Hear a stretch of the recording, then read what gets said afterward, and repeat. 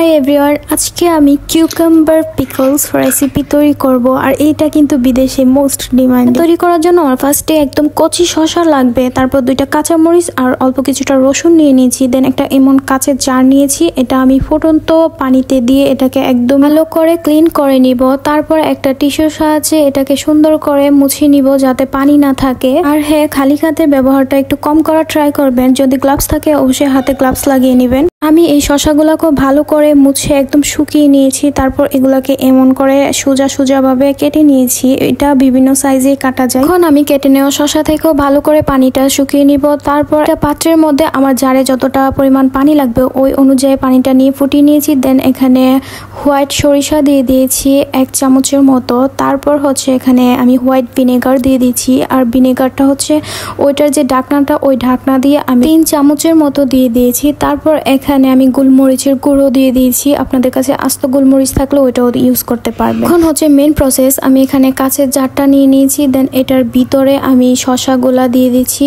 এগুলাকে মানে হাতের সাহায্যে একটু কমই দিবেন, কারণ এগুলা এমনিতে হাতে ধরলে নষ্ট হয়ে যায়। আর হ্যাঁ, কাঁচের জারে শসাগুলাকে একদম ঠেসে দিবেন। তারপর আমি এখানে 2টা কাঁচামরিচ দিয়ে দিয়েছি। আর লাস্টে আমি এখানে রসুন দিয়ে দিয়েছি। আর রসুনের ফ্লেভারটা নাকি খেতে একটু বেশি ভালো লাগে। এখন আমি ওই ভিনেগারের মিশ্রণটা কাঁচের জারের মধ্যে দিয়ে দিচ্ছি। এটা কিন্তু একদম ফুটন্ত গরম দিতে হবে। আমি এই কিউকাম্বার পিকলস ফার্স্ট টাইম তৈরি করেছি। আমি নিজেও শিওর না যে এটা হবে কিনা, 3 দিন পরে দেখা যাক কি হয়। আমি এখানে একটা মিস্টেক করেছি। ঢাকনা লাগানোর পর মনে হয়েছে যে আমি এখানে লবণ ইউজ করি নাই, তো আমি এখানে সাধারণ লবণই দিয়েছি। তারপর ঢাকনাটা একদম শক্ত করে লাগিয়ে দিয়েছি। যখন আমি ওই পানির মিশ্রণটা আর ভিনেগারের মিশ্রণটা তৈরি করেছি তখনই আমার লবণটা দেওয়ার দরকার ছিল, বাট আমার মনে নেই। হোক, আমার এই কিউকাম্বার পিকলস রেডি হয়ে গেছে। এটার ফাইনাল রেজাল্ট দেখার জন্য আমার এই কিউকাম্বার পিকলের রেসিপির ভিডিওটা কারা দেখেছিলেন, আমি বলছিলাম যে এটার ফাইনাল রেজাল্ট আপনাদের সাথে শেয়ার করব।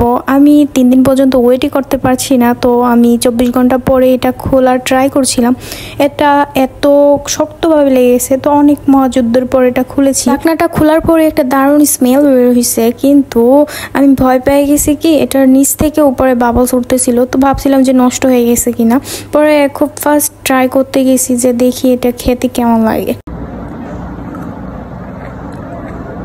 এটার ক্রাঞ্চিনেসটা অনেক ভালো, খেতেও ভালো। আর এটা বেশি মজা লাগে হচ্ছে বার্গার, পিৎজা এগুলোর সাথে। তাও দেখা যাক 3 দিন পর কেমন হয় দেখতে। এটার ফাইনাল রেজাল্ট কি হয়েছে ওইটা দেখাবো। আমি যে এটা বানিয়েছি আজ হচ্ছে 3 দিন, বাট 3 দিনের আগে আমি প্রায় হাফ খেয়ে ফেলছি। আর এটা কতটা পারফেক্ট হয়েছে ওইটা আপনারা দেখলেই বুঝতে পারবেন।